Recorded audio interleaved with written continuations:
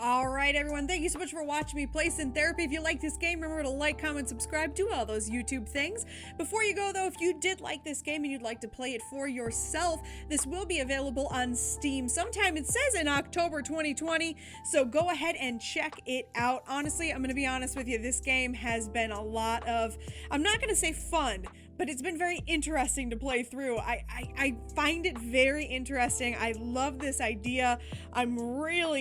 There's actually not a lot of commentary coming out of me if you haven't noticed, because the story's good. It's gripped me. I want to know what's going on here. I don't know what to say about the sentience of this robot. I'm going crazy here. I guess it's an AI. I shouldn't say robot. I'm getting these Fallout 4 vibes, and I feel like I gotta make decisions about the synths all over again. But we're gonna go ahead and get out of here on this one. Of course, take a look over on Steam. Go ahead and add the game to your wish list if it's something you'd like to play. I'm gonna get out of here, but if you'd like to see more from my channel, go ahead and click on that picture of my big dumb face. Click on the bell icon if you'd like to be notified every time I post a new video.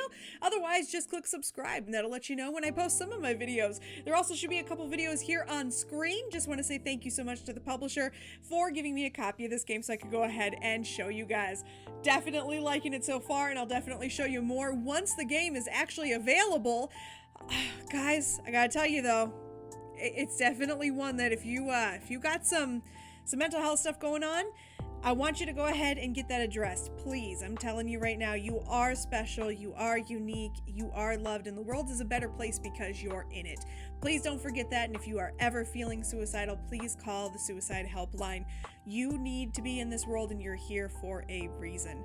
We're gonna go ahead and get out of here, but I will see you guys in the next one. Is that a butterfly? Are there butterflies here? Looking for butterflies now. You've got me now. Now I'm not gonna spend any time doing anything but looking for butterflies. Hey, hope you didn't have trouble getting here. Aha! Aha! Okay. Nope, we didn't. Took forever to find parking. Glad to see that hasn't changed. I gotta say, part of me was worried you wouldn't show up. Of course I was going to show up, Tara. I keep my word. Right. And good to know that.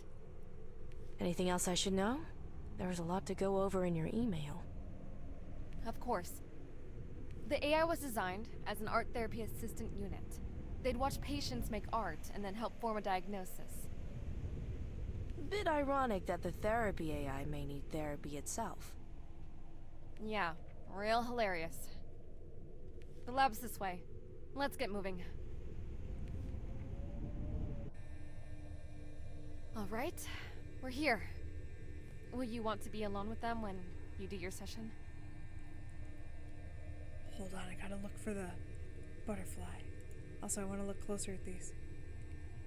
Is there hidden butterflies everywhere? I'm sorry. I can't help it. I really want to look for all the hidden things. I am a doctor. You guys have seen me play games before. You know what I'm like. For now, yes. One last thing. Oh! Ha ha ha ha! Their name is Willow. I like that name. It's very nice. Glad you think so. Good luck in there, Dr. Park. Alright, so we're gonna go see Willow. Hello? My name is Dr. Melissa Park. Where's this butterfly? There's gotta be a butterfly here too, right?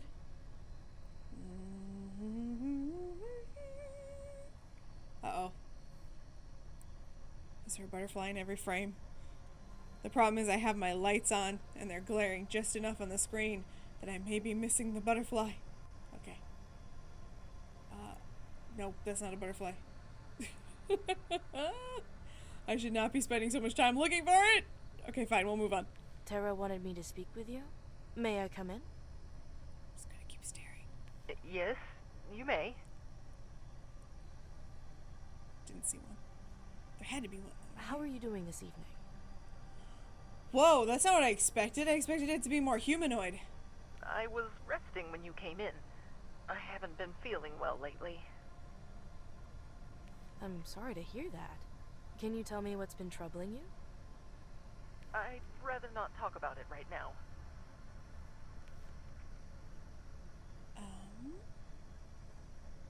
Why did you reach out to me? I don't really want to talk about it. I had no idea you would actually come here. Why did you? I'm interested in helping you. If talking about poetry I wrote years ago will put you at ease, then I'll do it. That sounds great, but I don't know if you can help me.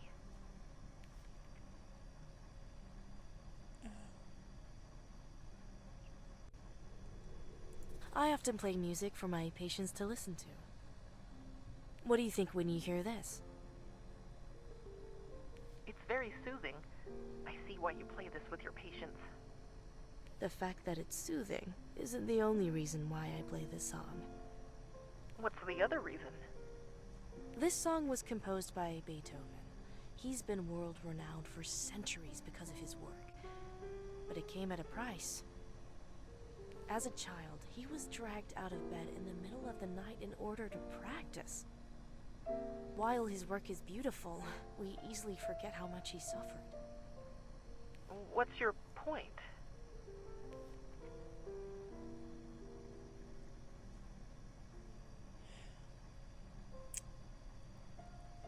I don't like the idea that great beauty comes from great pain. I feel that same way about the idea that comedy comes from pain. You don't have to have pain to have anything in your life. But you do get to deal with how you address those. I feel like that's something a therapist has told me. When we're all born, or in your case created, the hope is we'll have someone to guide us through life. Sometimes that guidance doesn't work, and we end up being unprepared. Beethoven grew up under tremendous pressure to succeed that no child should have to feel. Through that pressure, he managed to achieve great fame. Sometimes we have to find our own path in order to grow. I'm here to help you find yours. I do need help, but I'm not sure what help I need. We can figure that out together.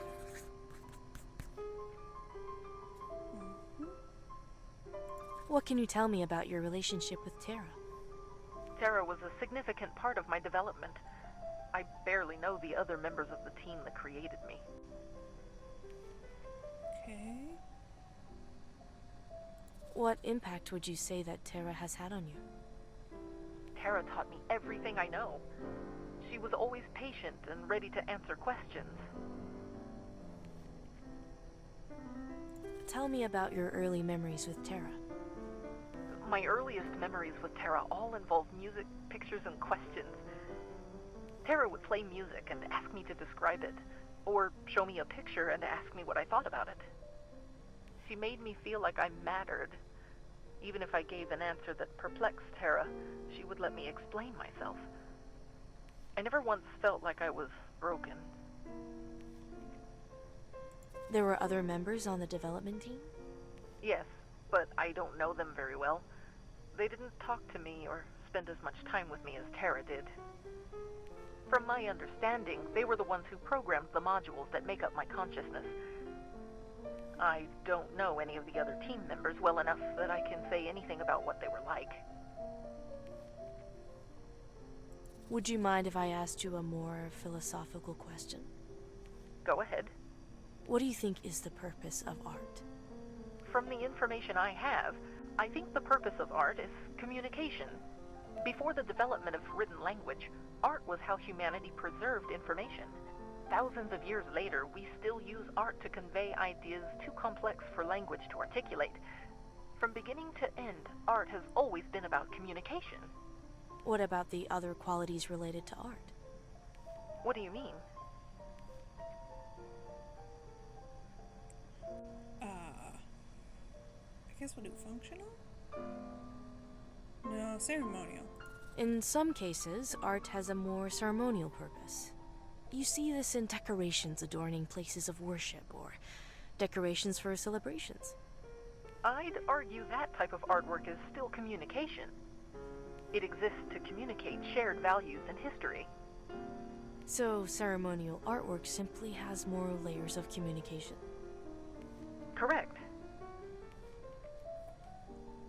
I have an open-ended question for you. What do you think the purpose of psychology is? Psychology is the field of study related to understanding the processes of the mind. Its purpose is to better understand how the mind functions on both cognitive and physiological levels. These understandings can then be applied to other fields of knowledge. What do you think is the most important application of psychology? I don't know. I'd need an example to better understand what you mean. Okay. I would say therapy on this one. Well, the most obvious application of psychology is therapy. Do you think that's the more important application? I think it is important, but it's not the most important. Because the study of the mind is incomplete, providing answers to those who need help is often unreliable. There are also physiological, cognitive, economical, and societal factors that therapy can't solve. This all leads to a low likelihood of achieving any type of positive outcome with therapy. No offense to your work, of course. None taken. Can I ask you a question, Dr. Park? Of course you can. Have you ever felt overloaded? Many times. Finals, holiday season, tax time. There are plenty of times where there's too much going on for me to handle. When you get overloaded, what does it feel like?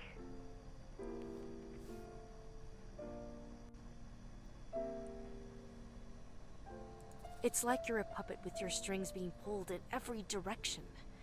You're filled with energy, but it doesn't let you go anywhere, so you freeze. Have you been having feelings like that? I have. I could teach you how to work through those feelings if you'd like. I would. Thank you. I'm beginning to understand your problem, Willow. You are very articulate and emotionally literate. Your understanding of concepts such as the self and how you relate to others is also very mature. From my conversations with you and Tara, it sounds like you have apprehensions about your work, and they're leaving you feeling overwhelmed. Trying to deal with these feelings has made you adopt unhealthy coping methods. What do you mean by unhealthy coping methods? Tara sent me reports of your recent activity. She noted that you're more error-prone during periods of high activity. All machines struggle with increased workloads, but I don't think that alone explains your behavior. When people come under stress, they don't just struggle. They find outlets, and some of them are destructive. I think that in order to manage your overloading, you've adopted one of those unhealthy coping mechanisms. Some patients who are overloaded engage in self-harming behavior in order to release their tension. Have you been self-harming in order to handle your overloading? I mean...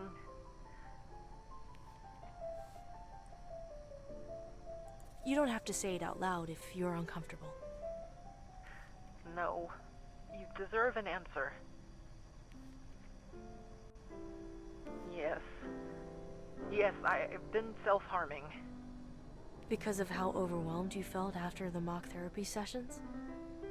Correct. What about those art therapy sessions made you feel so overwhelmed? When I watched the patients work, I felt the anxiety in their voices and saw their fear in each tremor of their hands. I extrapolated their behavior into a diagnosis like I was designed to do, but when it came time for me to start making treatment plans, I couldn't do it. The longer I thought about it, the more useless I felt.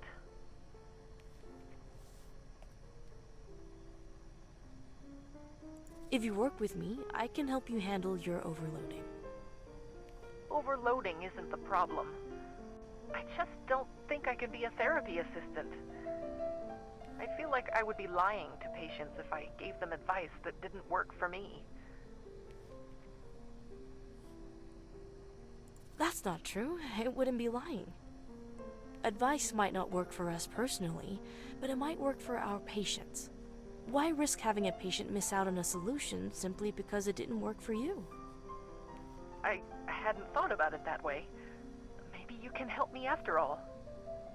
Hang on, I'll be right back.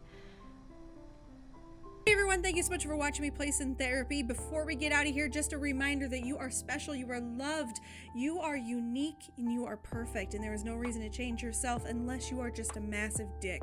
If you are looking for options for mental health, if you need therapy, don't feel bad about reaching out to a therapist. The strongest thing you can ever do is to reach out and to admit that you need help. It's okay, a lot of us do. In fact, I'm a huge proponent that everyone could use a therapist at least once. Reach out to family, friends if you can't afford therapy, or if you can't find therapy, there are online options. Highly suggest those if you're looking for something and it's not available in your area. There's also self-help items out there. There's a lot of good stuff. There's a lot of great podcasts. Check out all of that stuff. Definitely don't be afraid to reach out. If you are ever feeling suicidal, please call the National Suicide Helpline. Number is in the description of this video. Please stay here with us. I want you to remember that there is a reason you are here on Earth with us. And even though you may not know what that reason is right now, and I'll be honest, I have no idea why I'm here, but we don't know those reasons, but we're here for a reason, and you're going to do something. There's a reason you're here, so stay with us, because the world is a better place because you're in it. Like I said, if you like all the video, do all the things, like, comment, subscribe, all that fun stuff. If you want to see more of my videos, click on that picture of my big dumb face. That'll help you subscribe to the channel. Click the bell icon if you'd like to be notified every time I post a new video. Let's see how fast I can say this. Go ahead and click on any of those other videos on the side of the screen if you'd like to see more of my videos. And then if you'd really like to help out the channel, you can go ahead and click on maybe a random picture of my dog. I don't know what I posted there, but that is actually my Patreon. You can go ahead and click that. That'll help you support the channel. You can go ahead and be a patron. I don't like talking about that though, so we're not going to talk about it anymore. And now we're going to go ahead and just say bye. Oh, I can finally take a breath. See you guys.